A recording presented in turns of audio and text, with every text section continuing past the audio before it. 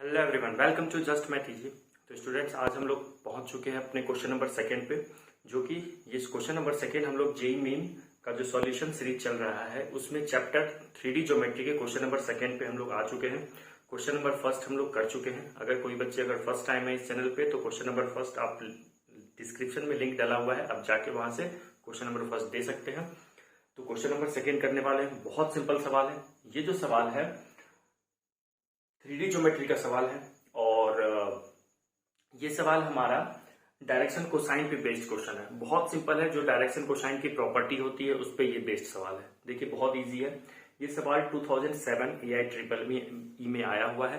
कुछ बच्चे सोच रहे होंगे ये AI-EEE क्या होता है। तो स्टूडेंट्स, अभी जो आप जेईई मेन एग्जाम जानते हैं वो कुछ दिन पहले तक मीन्स 2012 तक टिल 2012 AI-EEE के नाम से जाना जाता था। ठीक है, 2013 से इस एग्जाम को हम लोग जेईई मेन के नाम से जानते हैं। ओके, तो चलिए नाम में क्या रखा है क्वेश्चन करते हैं। बहुत सिंपल क्वेश्चन है। तो पहले क्वेश्चन पढ़ लेते हैं, सवाल में लिखा हुआ क्या है। देखिए क्वेश्चन में है कि if a line makes an angle of π/4 with positive direction of x axis. मतलब एक लाइन है जो कि positive direction of x axis से π/4 एंगल बना रहा है and positive direction of x axis and y axis. Okay, means x axis के साथ भी π/4 बना रहा है। π/4 का मतलब कितना होता है 45 डिग्री। तो एक्स एक्सिस के साथ भी 45 डिग्री बना रहा है और वाई एक्सिस के साथ भी 45 डिग्री एंगल बना रहा है। ठीक है, इतना समझ गया। तो कह रहा है क्वेश्चन में कि then the angle that the line makes with positive direction of Z axis. तो जेड एक्सिस के साथ कितना एंगल बना रहा होगा ये पूछ रहा है। आई होप काफी सारे बच्चे तो सोच के ओरली ही सॉल्व कर दिए होंगे इस सवाल को, बिना पेन चलाए भी कुछ बच्चे सॉल्व कर लिए होंगे इस सवाल को। तो देखिए इस सवाल का कंसेप्ट क्या है। देखो जैसे ये मान लो वाई एक्सिस है, ठीक है, ये हो गया एक्स एक्सिस और ये हो गया जेड एक्सिस। ठीक है, मान लेते हैं। ठीक है, माइनस जेड इस साइड होगा, माइनस एक्स इस साइड होगा और माइनस वाई नीचे की साइड होगा। तो हम लोग को प्लस एक्स प्लस वाई बस की जरूरत है, तो हम ये बना लिए। ठीक है, अब मान लो कि कोई लाइन है, जैसे मान लेते हैं ये कोई लाइन एल है। ठीक है, इस लाइन एल को ले लो। अब ये जो लाइन एल है positive direction of x axis के साथ भी कितना एंगल बना रहा है π/4। Positive direction of y axis के साथ कितना एंगल बना रहा है, इसके साथ भी π/4 एंगल बना रहा है। तो पूछ रहा है कि positive direction of Z axis के साथ कितना एंगल बनाएगा। ठीक है, मान लेते हैं ये एंगल थीटा है, तो इसी एंगल थीटा की वैल्यू अपने को पूछ रहा है। आई बात समझ में। ये जो लाइन है एक्स एक्सिस के साथ π/4 45 डिग्री, वाई एक्सिस के साथ π/4 45 डिग्री और तो जेड एक्सिस के साथ कितना एंगल बना रहा है ये पूछ रहा है। मतलब ये थीटा की वैल्यू अपने को फाइंड आउट करनी है। ओके, तो देखो मान लेते हैं एक कंसेप्ट आप लोग पढ़े होंगे डायरेक्शन कोसाइन का, कि अगर कोई लाइन एक्स एक्सिस से मान ले, कुछ देर के लिए मान लेते हैं ये एंगल है अल्फा। ठीक है, इस एंगल को मान लेते हैं बीटा। ठीक है, चलो इसको थीटा ना मान के मैं गामा मान लेता हूं, क्योंकि अब मैं थीटा भी चल जाता, गामा इसलिए मान रहे हैं कि अल्फा बीटा गामा एक ट्रेंड में चलता है, तो हम लोग मान लिए उसको। ठीक है, इसमें कोई दिक्कत नहीं है, थीटा भी मान सकते हो। तो हम जानते हैं कि कोई भी लाइन अगर एक्स एक्सिस से अल्फा एंगल बनाता है और वाई एक्सिस से बीटा और जेड एक्सिस से गामा, तो जो डायरेक्शन कोसाइन होती है लाइन की, ठीक है, अगर कोई लाइन एक्स एक्सिस से अल्फा, वाई एक्सिस से बीटा और जेड एक्सिस से गामा एंगल बना रहा है, इस एक्सिस के कौन सी डायरेक्शन से, पॉजिटिव डायरेक्शन से, तो जो डायरेक्शन कोसाइंस होते हैं वो कुछ नहीं है, देखो नाम ही रखा हुआ है। डायरेक्शन कोसाइंस जो होगा वो बस एंगल में आप कोसाइन ले लो, एंगल का कोसाइन ले लो, मतलब कॉस ले लो। ओके, ये कोसाइन है, तो डायरेक्शन कोसाइंस क्या क्या हो जाएगा, कॉस अल्फा हो जाएगा, कॉस बीटा हो जाएगा एंड क्या हो जाएगा, कॉस गामा हो जाएगा। आई बात समझ में। ठीक है, अब यहां से एक फॉर्मूला हम लोग इसकी प्रॉपर्टी हम जानते हैं। क्या जानते हैं, अगर cos alpha cos beta and cos gamma are the directions cosines of any line, then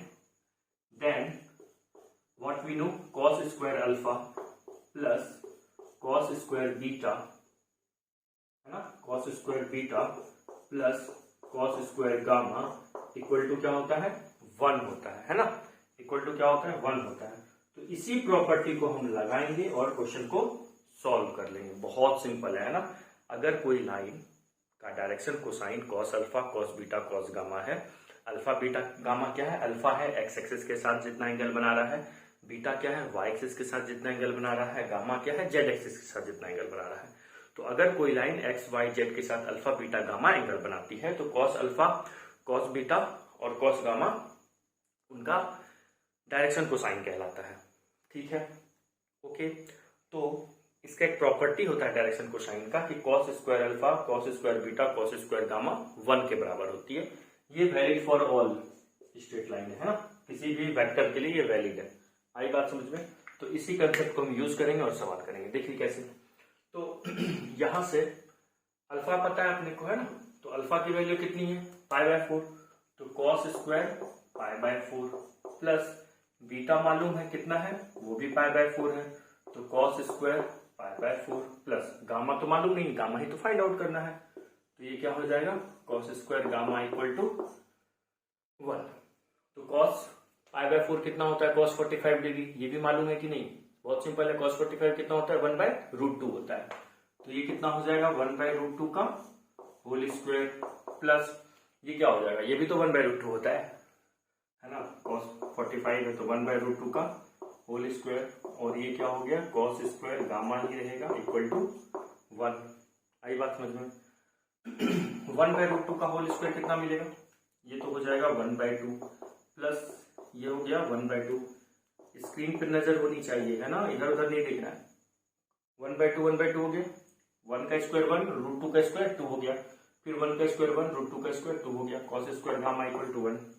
ये हाफ प्लस हाफ कितना होगा 1 हो गया, plus cos square gamma equal to कितना 1। अब इस 1 को साइड लेके जाओ तो कितना हो जाएगा, cos square gamma equal to 1 - 1।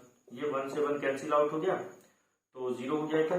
तो cos square gamma equal to क्या बच्चे मिल गया, लड्डू मिल गया, क्या मिल गया, 0 मिल गया। ठीक है, तो अगर कॉस स्क्वायर गामा 0 है तो हम यहां से कह सकते हैं, क्या कह सकते हैं, कॉस स्क्वायर गामा अगर 0 है तो कॉस गामा भी क्या होगा, 0 ही होगा। तो बताइए कॉस में क्या एंगल लेंगे तो आंसर 0 होगा, 90 डिग्री।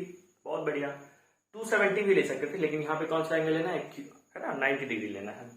तो कॉस में कॉस का कौन सा एंगल 90 डिग्री इक्वल होता है, सॉरी कॉस का कौन, आंसर ही मैंने बता दिया, कॉस का कौन सा एंगल 0 के बराबर होता है, 90 डिग्री होता है ना। तो यहाँ से गामा की वैल्यू कितनी हो जाएगी, 90 डिग्री हो जाएगी।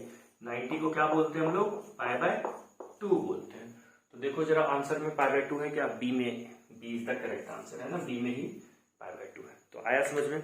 तो जैसे क्वेश्चन नंबर 1 इजी था, वैसे क्वेश्चन नंबर 1 इसके कंपेयर में टफ था। क्वेश्चन नंबर 1 के कंपेयर में ये बहुत इजी सवाल था। ठीक है, तो 2 सवाल कंप्लीट कर लिए हम लोग। अब थर्ड क्वेश्चन करते हैं थर्ड वीडियो में। ठीक है, तब तक के लिए मिलते हैं, bye, have a nice day.